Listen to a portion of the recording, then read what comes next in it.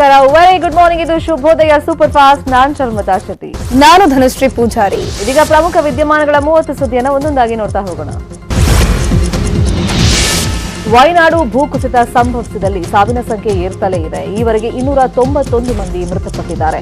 2 ದಿನಗಳಲ್ಲಿ ಸೈನಿಕರು 200 ಮೀಟರ್ ಉದ್ದದ ಸೇತುವೆಯನ್ನ ನಿರ್ಮಾಣ ಮಾಡಿದ್ದಾರೆ. ಚೂರಲ್ಮಲ ಹಾಗೂ ಮುಂಡಕೈ ಮಧ್ಯೆ ಸಂಪರ್ಕ ಕಲ್ಪಿಸುವಂತಹ ಸೇತುವೆ ಕೊಚ್ಚಿಕೊಂಡು ಹೋಗಿದ್ದು ರಕ್ಷಣಾ ಕಾರ್ಯಾಚರಣೆಗೆ ಅಡ್ಡಿಯಾಗಿತ್ತು. ಸದ್ಯ ಬೆಂಗಳೂರಿನ ಎಂಇಜಿ ಸೈನಿಕರ ಉಸ್ತುವಾರಿಯಲ್ಲಿ ಕೇವಲ 2 ದಿನಗಳಲ್ಲಿ ಸೇತುವೆ ನಿರ್ಮಾಣವಾಗಿದ್ದು ಬರೋಬ್ಬರಿ 40 ಟನ್ ಭಾರ ಹೊರುವಂತಹ ಸಾಮರ್ಥ್ಯವನ್ನ ಹೊಂದಿದೆ.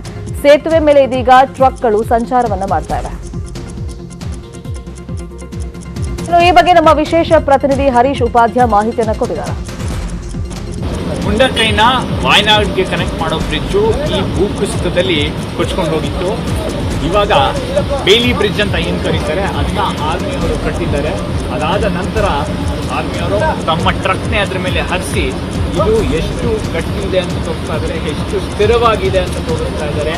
ಹಾಗೆಯೇ ಇದು 2-3 ಅಂಶಗಳಿಗೆ ಮುಖ್ಯ ಆಗುತ್ತೆ. ಒಂದು, ಇದರಿಂದ ಆಂಬ್ಯುಲೆನ್ಸ್ ಇರಬಹುದು ಮತ್ತು ಈ ರಕ್ಷಣಾ ಕಾರ್ಯಾಚರಣೆ ಏನಿರ್ಬೋದು, ಇದಕ್ಕೆ ಬೇಕಾಗುವ ವಾಹನಗಳು ಹಾಗೆಯೇ ಎಕ್ವಿಪ್ಮೆಂಟ್ ಏನು ಬೇಕಾಗುತ್ತೆ ಅದನ್ನ ಮೂವ್ ಮಾಡಲಿಕ್ಕೆ ಇದು ತುಂಬಾ ಸಹಾಯ ಆಗುತ್ತೆ. ಇಷ್ಟು ದಿನ ಕೇವಲ ಒಂದು ಫುಟ್ ಬ್ರಿಡ್ಜ್ ಅಂತ ಸಣ್ಣ ಬ್ರಿಡ್ಜ್ ಏನಿತ್ತು ಅದರಿಂದ ಮಾತ್ರ ರೆಸ್ಕ್ಯೂ ವರ್ಕರ್ಸು ಇಲ್ಲಿಂದ ಮುಂಡಕೈಗೆ ಹೋಗ್ತಾ ಇದ್ರು. ಆದರೆ ಅದ್ರ ಮೇಲೆ ಯಾವುದೇ ಒಂದು ಎಕ್ವಿಪ್ಮೆಂಟ್ ತೊಗೊಂಡು ಹೋಗೋಕ್ಕಾಗ್ತಾ ಇಲ್ಲ. ಅಲ್ಲದೆ ಫೈನಲ್ ಆಗಿ ಈ ಬೇಲಿ ಬ್ರಿಡ್ಜ್ ಅಂತ ಏನು ಮಾಡಿದ್ದಾರೆ ತಾತ್ಕಾಲಿಕವಾಗಿ ಆರ್ಮಿಯವರು, ಇದ್ರ ಮೇಲೆ ಟ್ರಕ್ ತೊಗೊಂಡೋಗ್ಬೋದು, ಕಾರ್ಗಳು ತೊಗೊಂಡೋಗ್ಬೋದು, ಆಂಬ್ಯುಲೆನ್ಸಸ್ ಹೋಗ್ಬೋದು, JCB ಕೂಡ ಹೋಗ್ಬೋದು. ಇದರಿಂದ ಬರೋ 1 ಅಥವಾ 2 ದಿನಗಳಲ್ಲಿ ಮುಂಡಕೈಯಲ್ಲಿ ರೆಸ್ಕ್ಯೂ ಆಪರೇಷನ್ ಎಲ್ಲೋ ಒಂದು ಕಡೆ ತ್ವರಿತಗತಿಯಲ್ಲಿ ನಡೆಸಲಿಕ್ಕೆ ಸಹಾಯ ಆಗುತ್ತೆ. ಹಾಗೆಯೇ ಇನ್ನೊಂದು ಕಡೆ ಅಲ್ಲಿ ಸುಮಾರು ಮನೆಗಳೇನು ಗುಡ್ಡ ಕುಸಿತದಿಂದ ಮನೆಗಳೇನು ನಾಶ ಆಗಿದ್ದಾವೆ ಅಲ್ಲಿ ಬೇಗ JCBನ ಕಳಿಸಿ ಜನ ಇನ್ನು ಸಿಲ್ಕೊಂಡಿದ್ದಾರಾ ಅಥವಾ ಹೆಣಗಳಿದೆಯಾ ಅದನ್ನ ತೆಗೆಯೋ ಕಾರ್ಯ ಇರ್ಬೋದು, ಅದನ್ನ ತ್ವರಿತಗತಿಯಲ್ಲಿ ಮಾಡ್ಬೋದು. ಕ್ಯಾಮ್ರಾ ಪರ್ಸನ್ ರಿಯಾಜ್ ಜೊತೆ ವಾಯನಾಡಿಂದ ಹರೀಶ್ ಉಪಾಧ್ಯಾಯ.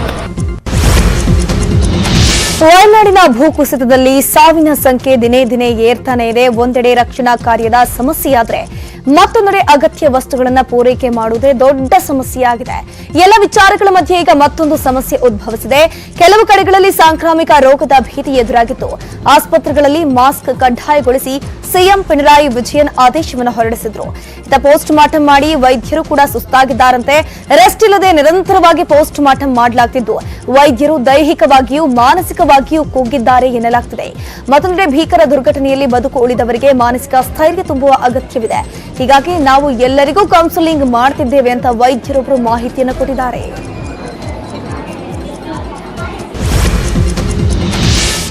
ಕೇರಳದ ವಯನಾಡಿನಲ್ಲಿ ಸಂಭವಿಸಿರುವಂತಹ ಭಾರೀ ಭೂಕುಸಿತ ಕುರಿತಂತೆ ಇಸ್ರೋ ಉಪಗ್ರಹ ಚಿತ್ರವನ್ನು ರಿಲೀಸ್ ಮಾಡಿದೆ. ಚಿತ್ರದಲ್ಲಿ ಘಟನಾ ಸ್ಥಳದ ಸದ್ಯದ ಪರಿಸ್ಥಿತಿ ಹಾಗೆಯೇ ಈ ಹಿಂದೆ ಹೇಗಿತ್ತು ಅನ್ನೋದರ ಬಗ್ಗೆ ಮಾಹಿತಿಯನ್ನು ನೀಡಲಾಗಿದೆ. ಇನ್ನು ಇಸ್ರೋ ಚಿತ್ರದ ಪ್ರಕಾರ ಬೆಟ್ಟದಲ್ಲಿ 86,000 ಚದರ ಮೀಟರ್ ಭೂ ಕುಸಿತವಾಗಿದ್ದು ಇರುವಾಯ್ ಪುಜಾ ನದಿಯುದ್ದಕ್ಕೂ 8 ಕಿಲೋಮೀಟರ್ ಭೂ ಕುಸಿತವಾಗಿರುವಂತಹ ಬಗ್ಗೆ ಮಾಹಿತಿಯನ್ನು ನೀಡಲಾಗಿದೆ. ಮಾಹಿತಿಗಳ ಪ್ರಕಾರ ಬರೋಬ್ಬರಿ 21 ಎಕರೆಯ ದೊಡ್ಡ ಗುಡ್ಡ ಕುಸಿದಿದೆ ಅಂತ ಹೇಳಲಾಗ್ತಾ ಇದೆ. NRSC ಪ್ರಕಾರ ಚೂರಲ್ಮಲ ಮತ್ತು ಅದರ ಸುತ್ತಮುತ್ತಲಿನ ಪ್ರದೇಶಗಳಲ್ಲಿ ಭಾರೀ ಮಳೆಯಿಂದ ಈ ರೀತಿಯ ಭೂ ಕುಸಿತ ಉಂಟಾಗಿದೆ. ಈ ಹಿಂದೆ ಭೂಕುಸಿತ ಸಂಭವಿಸಿದ ಅದೇ ಸ್ಥಳದಲ್ಲಿ ಭೂಕುಸಿತ ಆಗಿದೆ ಅಂತ ಹೇಳಲಾಗಿದೆ. ಚೂರಲ್ಮಲ ಅಕ್ಷರಶಃ ಸಂಪೂರ್ಣವಾಗಿ ನಾಶವಾಗಿದೆ. ಎಲ್ಲಿ ನೋಡಿದ್ರೂ ಕುಸಿತದ ಮನೆಗಳು, ನೀರು ಕಾಣ್ತಾ ಇದೆ. ದುರಂತದಲ್ಲಿ ಚೂರಲ್ಮಲದಲ್ಲಿ ಸಾಂಕ್ರಾಮಿಕ ರೋಗದ ಭೀತಿ ಎದುರಾಗಿರುವಂತದ್ದು. ಹೀಗಾಗಿ ಜಿಲ್ಲಾಡಳಿತ ಸಾರ್ವಜನಿಕ ಸ್ಥಳದಲ್ಲಿ ಮಾಸ್ಕ್ ಅನ್ನು ಕಡ್ಡಾಯಗೊಳಿಸಿದೆ.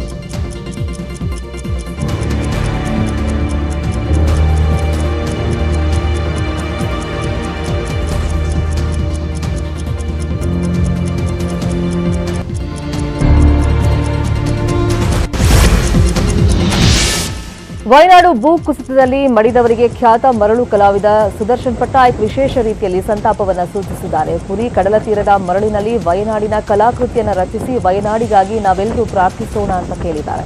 ದುರಂತದಲ್ಲಿ 290ಕ್ಕೂ ಅಧಿಕ ಮಂದಿ ಸಾವನ್ನಪ್ಪಿದ್ದಾರೆ. ನೂರಾರು ಜನರಿಗೆ ಚಿಕಿತ್ಸೆಯನ್ನು ನೀಡಲಾಗ್ತಾ ಇದೆ.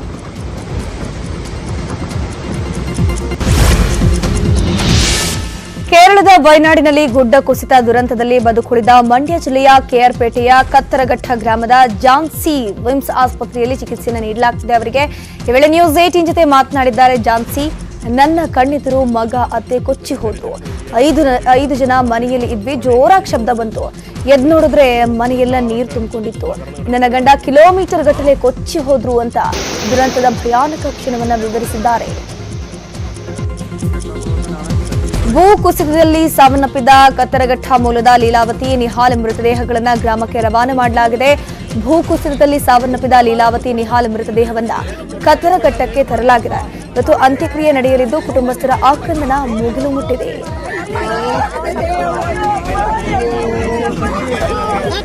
ಕೇರಳದ ವಯನಾಡಿನ ಗುಡ್ಡ ಕುಸಿತ ಘೋರ ದುರಂತ ಏನಿದೆ, ಇದರಲ್ಲಿ ಬದುಕುಳಿದವರ ಸಂಖ್ಯೆ ತೀರಾ ಕಡಿಮೆ.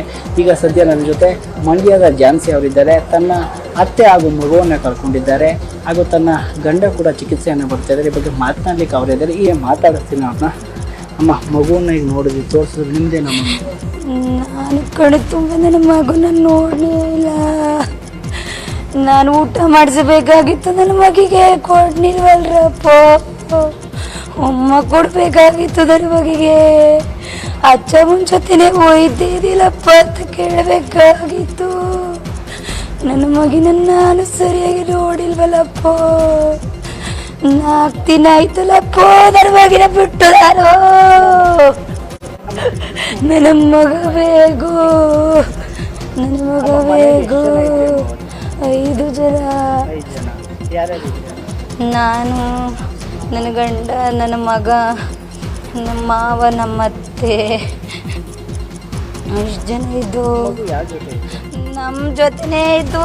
ಬದುಕಿಸ್ಕೊಳಕ್ಕಾಗಿಲ್ಲ. ದಾರಿ ಎತ್ತ ಪಾಪಿ.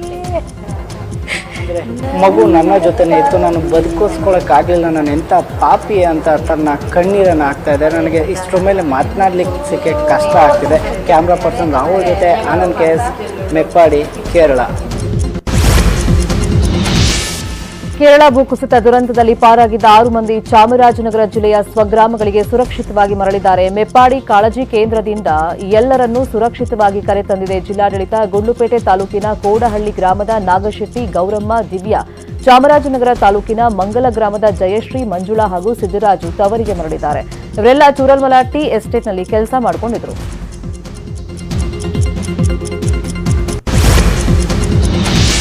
ರಾಜ್ಯದ ಹಲವೆಡೆ ಮಹಾಮಳೆ ಮುಂದುವರೆದಿದೆ. ದಕ್ಷಿಣ ಕನ್ನಡ ಜಿಲ್ಲೆಯಾದ್ಯಂತ ಇವತ್ತು ಭಾರೀ ಮಳೆಯಾಗುವ ಮುನ್ಸೂಚನೆ ಹಿನ್ನೆಲೆ ರೆಡ್ ಅಲರ್ಟ್ ಅನ್ನು ಘೋಷಿಸಲಾಗಿದೆ. ಹೀಗಾಗಿ ಇವತ್ತು ದಕ್ಷಿಣ ಕನ್ನಡ ಜಿಲ್ಲೆಯ ಎಲ್ಲಾ ಶಾಲಾ ಕಾಲೇಜುಗಳಿಗೆ ರಜೆ ಘೋಷಿಸಲಾಗಿರುವಂತಹದ್ದು. ಅಂಗನವಾಡಿ ಸೇರಿದಂತೆ ದ್ವಿತೀಯ PUC ವರೆಗಿನ ಶಾಲಾ ಕಾಲೇಜುಗಳಿಗೆ ರಜೆ ಘೋಷಿಸಿ ದಕ್ಷಿಣ ಕನ್ನಡ ಜಿಲ್ಲಾಧಿಕಾರಿ ಮುಲ್ಲೈ ಮುಗಿಲನ್ ಆದೇಶವನ್ನು ಹೊರಡಿಸಿದ್ದಾರೆ.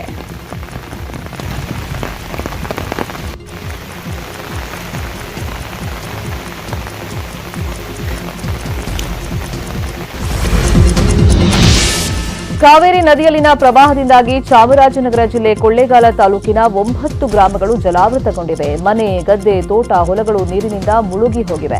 ಕೆಲ ಗ್ರಾಮಗಳು ದ್ವೀಪದಂತಾಗಿದ್ದು ಅಪಾರ ಪ್ರಮಾಣದ ಹಾನಿಯಾಗಿದೆ. ಹಿನ್ನೆಲೆಯಲ್ಲಿ ಕಂದಾಯ ಸಚಿವ ಕೃಷ್ಣ ಬೈರೇಗೌಡ ಇವತ್ತು ಮಧ್ಯಾಹ್ನ ಪ್ರವಾಹ ಪೀಡಿತ ಪ್ರದೇಶಗಳಿಗೆ ಭೇಟಿ ನೀಡಿ ಪರಿಶೀಲನೆಯನ್ನು ನಡೆಸಲಿದ್ದಾರೆ.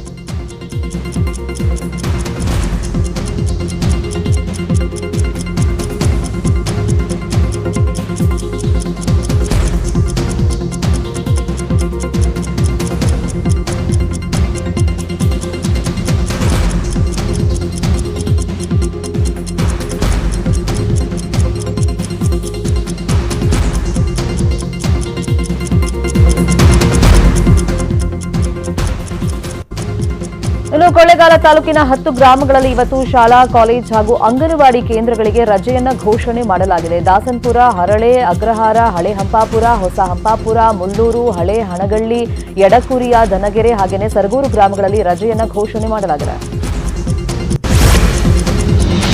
ತುಂಗಭದ್ರಾ ಜಲಾಶಯದಿಂದ ನದಿಗೆ ಅಪಾರ ಪ್ರಮಾಣದಲ್ಲಿ ನೀರನ್ನು ರಿಲೀಸ್ ಹಿನ್ನೆಲೆ ಗದಗ ಜಿಲ್ಲೆಯ ಮುಂಡರಗಿ ತಾಲೂಕಿನ ವಿಠಲಾಪುರ ಗ್ರಾಮಕ್ಕೆ ನೀರು ನುಗ್ಗಿದೆ. ತಗ್ಗು ಪ್ರದೇಶದ ಮನೆಗಳಿಗೆ ನೀರು ನುಗ್ಗಿ ಅವಾಂತರವೇ ಸೃಷ್ಟಿಯಾಗಿರುವಂತದ್ದು. ಹೀಗಾಗಿ ಗ್ರಾಮದ ಸರ್ಕಾರಿ ಕಿರಿಯ ಪ್ರಾಥಮಿಕ ಶಾಲೆಯಲ್ಲಿ ಕಾಳಜಿ ಕೇಂದ್ರ ಆರಂಭ ಮಾಡಲಾಗಿದೆ.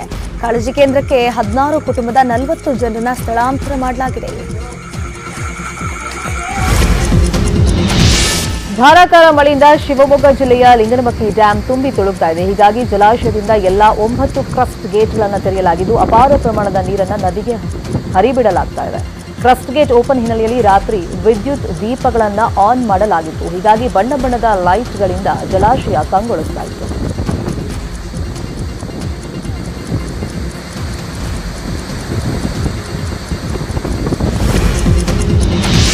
ತುಂಗಭದ್ರಾ ನದಿಯಲ್ಲಿ ಹರಿವು ಹೆಚ್ಚಾಗಿದೆ. ಇದೇ ವೇಳೆ ನದಿಯಲ್ಲಿ ಬೃಹತ್ ಮೊಸಳೆ ಕಾಣಿಸಿಕೊಂಡಿದ್ದು ಜನರಲ್ಲಿ ಆತಂಕ ಮೂಡಿಸಿದೆ. ಕೊಪ್ಪಳದ ಹುಲಿಗೆಮ್ಮ ದೇವಸ್ಥಾನದ ಬಳಿ ಬೃಹತ್ ಮೊಸಳೆಯೊಂದು ಕಾಣಿಸಿಕೊಂಡಿದೆ. ನದಿ ದಡದ ಬಂಡೆಯ ಮೇಲೆ ಮೊಸಳೆ ಕಾಣಿಸಿಕೊಂಡ ಪರಿಣಾಮ ಭಕ್ತರು ಭಯಭೀತರಾಗಿದ್ದಾರೆ.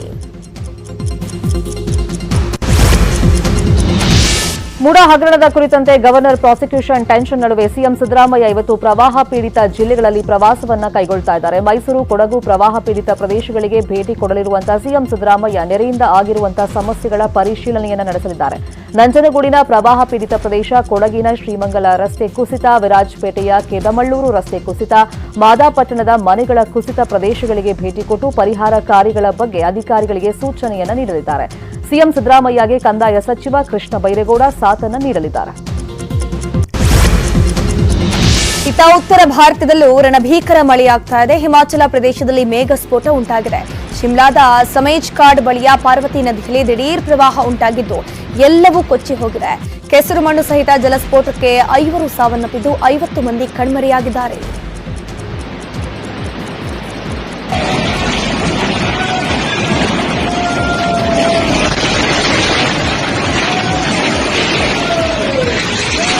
शंकर खत्म अंकल, सब्जी मंडी खत्म।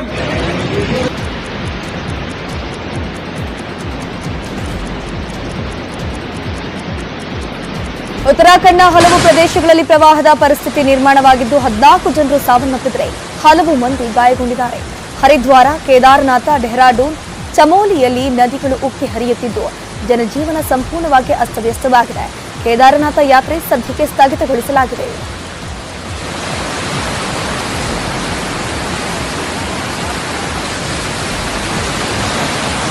ನವದೆಹಲಿಯಲ್ಲೂ ನಿರಂತರವಾಗಿ ಸುರಿಯುತ್ತಿರುವಂತಹ ಭಾರೀ ಮಳೆಗೆ ಕಳೆದ 2 ದಿನಗಳಲ್ಲಿ 9 ಜನರು ಬಲಿಯಾಗಿದ್ದಾರೆ. ಹಲವು ಪ್ರದೇಶಗಳು ಜಲಾವೃತವಾಗಿದ್ದು ಜನಜೀವನ ಅಸ್ತವ್ಯಸ್ತವಾಗಿದೆ. ಇನ್ನು ರಾಜಸ್ಥಾನದ ಕೋಟಾ ಹಾಗೂ ಜೈಪುರದಲ್ಲಿ ಪ್ರವಾಹ ಉಂಟಾಗಿದ್ದು 6 ಜನರು ಸಾವನ್ನಪ್ಪಿದ್ದಾರೆ. ಇತ್ತ ಬಿಹಾರದಲ್ಲೂ ಗುಡುಗು ಸಹಿತ ಭಾರೀ ಮಳೆಯಾಗ್ತಿದ್ದು ಸಿಡಿಲು ಬಡಿದು 12 ಮಂದಿ ದಾರುಣವಾಗಿ ಸಾವನ್ನಪ್ಪಿದ್ದಾರೆ.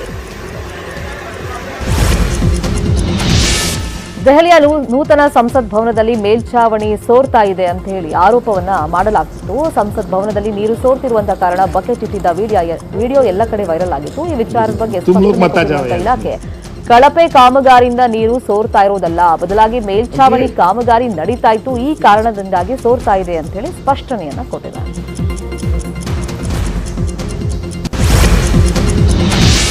ಬಿಜೆಪಿ, ಜೆಡಿಎಸ್ ಹಾಗೂ ಕಾಂಗ್ರೆಸ್ ನಡುವೆ ಹಗರಣಗಳ ಸಮರ ತಾರಕಕ್ಕೆ ಏರ್ತಾ ಇದೆ. ನಾಳೆಯಿಂದ ಬೆಂಗಳೂರಿನಿಂದ ಮೈಸೂರಿಗೆ ಮೂಡಾ ಹಗರಣದ ವಿಚಾರದಲ್ಲಿ ದೋಸ್ತಿ ನಾಯಕರು ಪಾದಯಾತ್ರೆಯನ್ನು ಶುರು ಮಾಡ್ತಾ ಇದ್ದಾರೆ.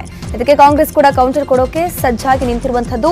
ದೋಸ್ತಿಗಳ ಪಾದಯಾತ್ರೆಯ ದಿನಗಳಲ್ಲೇ ಟಕ್ಕರ್ ಕೊಡೋಕೆ ಪ್ರತಿ ತಾಲೂಕಿನಲ್ಲೂ ಸಭೆಯನ್ನು ನಡೆಸಲು ಕಾಂಗ್ರೆಸ್ ನಿರ್ಧಾರವನ್ನು ಮಾಡಿದೆ. ಪಾದಯಾತ್ರೆ ನಡೆಯುವ 7 ದಿನಗಳ ಕಾಲವೂ ಕಾಂಗ್ರೆಸ್ನಿಂದ ತಿರುಗೇಟನ್ನು ಕೊಡಲು ಪ್ಲಾನ್ ಮಾಡಲಾಗಿರುವಂತದ್ದು. ಹೀಗಾಗಿ ಇವತ್ತಿನಿಂದಲೇ ಜನಾಂದೋಲನ ಹೆಸರಿನಲ್ಲಿ ಬಿಡದಿಯಿಂದ ಸಭೆ ನಡೆಸಲು ಕಾಂಗ್ರೆಸ್ ಸಿದ್ಧತೆಯನ್ನ ಮಾಡಿಕೊಂಡಿದೆ. ಈ ಬಗ್ಗೆ ರಾತ್ರಿ ದಿಢೀರಂತ ಸುದ್ದಿಗೋಷ್ಠಿ ನಡೆಸಿದ ಡಿಸಿಎಂ ಡಿಕೆ ಶಿವಕುಮಾರ್ ಹೋರಾಟಕ್ಕೆ ಆಗಮಿಸುವಂತೆ ಕಾರ್ಯಕರ್ತರಿಗೆ ಕರೆಯನ್ನ ಕೊಟ್ಟಿದ್ದಾರೆ. ಕಾಂಗ್ರೆಸ್ ಅವರು ಕಾರ್ಯಕ್ರಮ ಮಾಡ್ತಾ ಇರೋಂಥ ಒಂದಿನ ಮುಂಚಿತವಾಗಿ ಈ ಒಂದು ಸಭೆಯನ್ನ ಮಾಡಿ ಅವ್ರಿಗೆ ಪ್ರಶ್ನೆಗಳನ್ನ ನಾವು ಹಾಕ್ತಾ ಇದ್ದೇವೆ. ಯಾಕೆಂದ್ರೆ ಜನರಿಗೆ ಅವರು ನಮ್ಮ ಸರ್ಕಾರವನ್ನ ಯಾವ ರೀತಿ ಅಸ್ಥಿರಗೊಳಿಸಲಿಕ್ಕೆ ಪ್ರಯತ್ನವನ್ನು ಮಾಡ್ತಾ ಇದ್ದಾರೆ. ಪ್ರಜಾಪ್ರಭುತ್ವದ ವ್ಯವಸ್ಥೆಯಲ್ಲಿ 136 ಜನ ನಾವು ಗೆದ್ದಿದ್ದೇವೆ. ನಮ್ಮ ಸರ್ಕಾರಕ್ಕೆ, ನಮ್ಮ ಮುಖ್ಯಮಂತ್ರಿಗಳಿಗೆ ಯಾವ ರೀತಿ ಅಸ್ಥಿರ ಮಾಡಬೇಕು ಅಂತೇಳಿ ಪ್ರಯತ್ನ ಮಾಡ್ತಾ ಇದ್ದಾರೆ. ಅದನ್ನ ನಾವು ಕೂಡ ಅವರೆಲ್ಲಿ ಹೆಜ್ಜೆ ಆಗ್ತಾ ಇದ್ದಾರೆ ಅವರೆಲ್ಲ ಆ ಜಾಗದಲ್ಲಿ ನಾವು ಕೂಡ ಅವರಿಗೆ ಪ್ರಶ್ನೆಯನ್ನ ಕೇಳಬೇಕಾಗಿದೆ. ಆ ದೃಷ್ಟಿಯಿಂದ ಕಾಂಗ್ರೆಸ್ ಪಕ್ಷದ ವತಿಯಿಂದ ಈ ಕಾರ್ಯಕ್ರಮಗಳನ್ನು ನಾವು ರೂಪಿಸ್ತಾ ಇದ್ದೀವಿ. ಆದ್ದರಿಂದ ನಾನು ರಾಜ್ಯದ ಎಲ್ಲ ಕಾಂಗ್ರೆಸ್ ಕಾರ್ಯಕರ್ತರಿಗೆ, ಸಾರ್ವಜನಿಕರಿಗೆ, ಮುಖಂಡರಿಗೆ ಈ ಸಭೆಗಳಲ್ಲಿ ಪ್ರತಿದಿನ ಕೂಡ 11 ಗಂಟೆಗೆ ಈ ಸಭೆ ಇರ್ತದೆ. ಎಲ್ಲರೂ ಕೂಡ ಬಂದು. ಮುಡಾ ಹಗರಣದಲ್ಲಿ ಸಿಎಂ ಸಿದ್ದರಾಮಯ್ಯಗೆ ಈಗಾಗಲೇ ಗವರ್ನರ್ ಶೋಕಾಸ್ ನೋಟಿಸ್ ಅನ್ನು ಕೊಟ್ಟಿದ್ದು ಪ್ರಾಸಿಕ್ಯೂಷನ್ಗೆ ಅನುಮತಿ ನೀಡುವಂತ ಆತಂಕ ಎದುರಾಗಿದೆ. ಹೀಗಾಗಿ ರಾತ್ರಿ ಸಿಎಂ ಸಿದ್ದರಾಮಯ್ಯ ಅಜ್ಞಾತ ಸ್ಥಳದಲ್ಲಿ ಆಪ್ತರ ಜೊತೆ ಸಭೆ ನಡೆಸಿದ್ದಾರೆ ಎನ್ನಲಾಗಿದೆ. ಭದ್ರತಾ ವಾಹನ, ಬೆಂಗಾವಲು ವಾಹನಗಳನ್ನು ಬಿಟ್ಟು ಖಾಸಗಿ ಕಾರಲ್ಲಿ ತೆರಳಿದ ಸಿಎಂ ಅಜ್ಞಾತ ಸ್ಥಳದಲ್ಲಿ ಅತ್ಯಾಪ್ತರ ಜೊತೆ ಮುಂದಿನ ಹೋರಾಟದ ಬಗ್ಗೆ ಸಭೆಯನ್ನ ಮಾಡಿದ್ದಾರಂತೆ. ಹಾಸನದಲ್ಲಿ ಮಾಜಿ ಸಂಸದ ಪ್ರಜ್ವಲ್ ರೇವಣ್ಣರದ್ದು ಎನ್ನಲಾದ ಅಶ್ಲೀಲ ವಿಡಿಯೋ ಹರಿದಾಡಿದ ಪ್ರಕರಣಕ್ಕೆ ಸಂಬಂಧಪಟ್ಟಂತೆ ಬಿಗ್ ಟ್ವಿಸ್ಟ್ ಸಿಕ್ಕಿದೆ. ಜಾಲತಾಣಗಳಲ್ಲಿ ಹರಿದಾಡಿದ ಅಶ್ಲೀಲ ವಿಡಿಯೋ ಅಸಲಿ ಅನ್ನೋದು ಸಾಬೀತಾಗಿರುವಂತಹದ್ದು. ಈ ವಿಡಿಯೋಗಳು ಎಡಿಟಿಂಗ್ ಅಥವಾ ಮಾರ್ಫಿಂಗ್ ಮಾಡಿಲ್ಲ. ಆದರೆ ವಿಡಿಯೋದಲ್ಲಿರುವ ವ್ಯಕ್ತಿ ಯಾರು ಎಂಬುದು ಸಾಬೀತಾಗಿಲ್ಲ ಅಂತ ಎಫ್ಎಸ್ಎಲ್ ವರದಿಯಲ್ಲಿ ಉಲ್ಲೇಖಿಸಲಾಗಿದೆ. ಸದ್ಯದಲ್ಲೇ ಚಾರ್ಜ್ ಶೀಟ್ ಸಲ್ಲಿಸಲು ಪೊಲೀಸರು ತಯಾರಿಯನ್ನ ನಡೆಸಿದ್ದಾರೆ. ಚಿತ್ರದುರ್ಗಕ್ಕೆ ಇವತ್ತು ನಟ ಧ್ರುವ ಸರ್ಜಾ ಭೇಟಿಯನ್ನ ನೀಡಲಿದ್ದಾರೆ. ಈ ಬಗ್ಗೆ ಖುದ್ದು ಮಾಹಿತಿ ಕೊಟ್ಟಿರುವಂತಹ ಧ್ರುವ ಸರ್ಜಾ, ನಗರದ ಮುರುಘಾ ಮಠಕ್ಕೆ ಬರ್ತೀನಿ, ನನ್ನ ಎಲ್ಲ ವಿಐಪಿಗಳನ್ನ ಅಲ್ಲಿ ಮೀಟ್ ಮಾಡ್ತೀನಿ ಅಂತ ವಿಡಿಯೋವೊಂದನ್ನ ಶೇರ್ ಮಾಡ್ಕೊಂಡಿದ್ದಾರೆ. ಧ್ರುವ ಸರ್ಜಾ ನೋಡೋಕೆ ಹೆಚ್ಚಿನ ಸಂಖ್ಯೆಯಲ್ಲಿ ಅಭಿಮಾನಿಗಳು ಸೇರುವಂತಹ ಸಾಧ್ಯತೆ ಇದೆ. ಮುರುಘಾ ಮಠದಲ್ಲಿ ಧ್ರುವ ಸರ್ಜಾ ಗದ್ದುಗೆ ದರ್ಶನವನ್ನ ಪಡೆಯಲಿದ್ದಾರೆ. ಮುರುಘಾ ಮಠದ ಸುತ್ತಮುತ್ತ ಭದ್ರತೆಯನ್ನ ಬಿಗಿಗೊಳಿಸಲಾಗಿದೆ.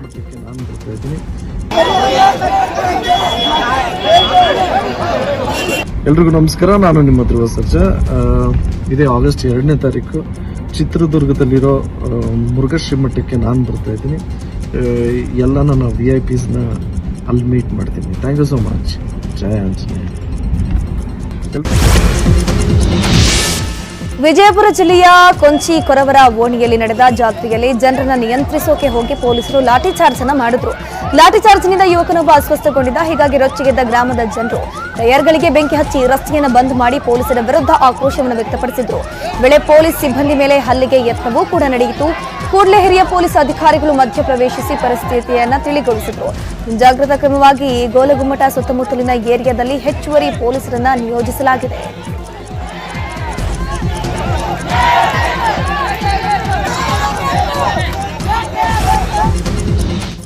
ಉಳಿದಿರುವಂತಹ ಪ್ರಮುಖ ಸುದ್ದಿ